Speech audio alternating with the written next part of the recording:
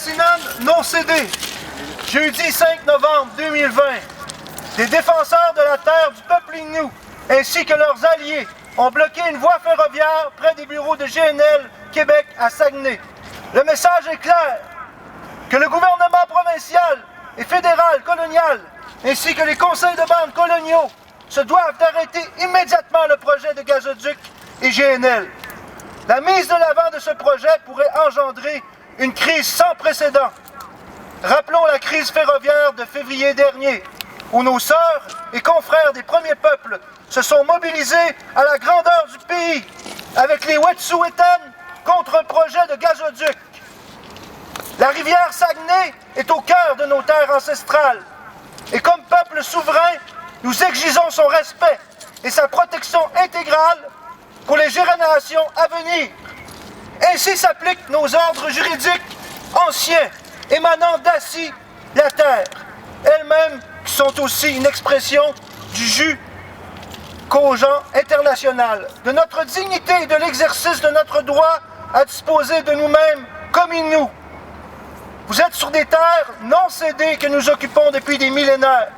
Apprenez à écouter nos premiers peuples et respecter la terre-mère Chikawinnuassi.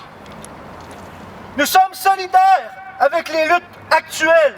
Micmac, Wet'suwet'en, Haudenosaunee, 492 Landback Lane, Tiny House Warriors, Secpecmec, Stop Trans Mountain Pipeline, Anishinaabe Moose Moratorium, Justice for Joyce, le groupe OJEC, Kanasatake ainsi que tous nos alliés, Mobilisation Matawini, Egoni, Adji, le collectif Emma Goldman, l'Alliance Mamo, ni Québec ni Canada, projet anticolonial, et tous les étudiants qui ont signé pour l'arrêt de ce projet insensé, plus de 300 000, les groupes écologistes.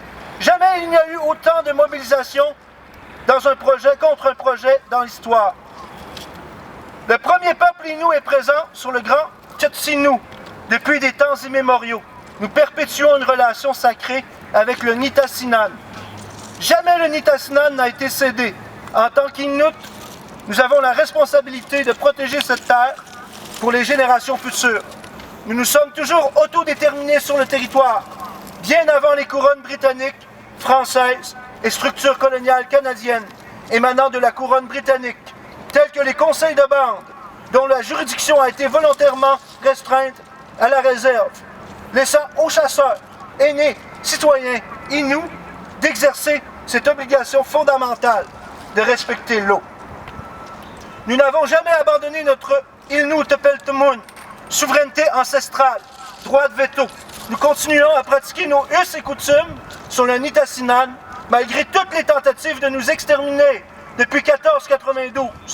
Nous sommes un peuple intégral avec ses propres lois et distinct par notre culture ancienne et nos récits, notre langue, notre territoire, nos traditions politiques et notre spiritualité. Assez, c'est assez, la destruction de notre environnement que nos ancêtres nous sont légués. Lance Benoît, membre du collectif des premiers peuples défenseurs des terres ancestrales.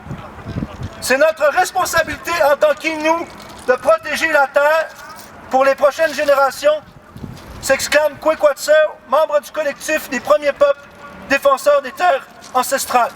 Tchunshkumetna Kasnuchek, Mamu Pamtetar, Nukiyetar Pmi, Nukiyetar GNL.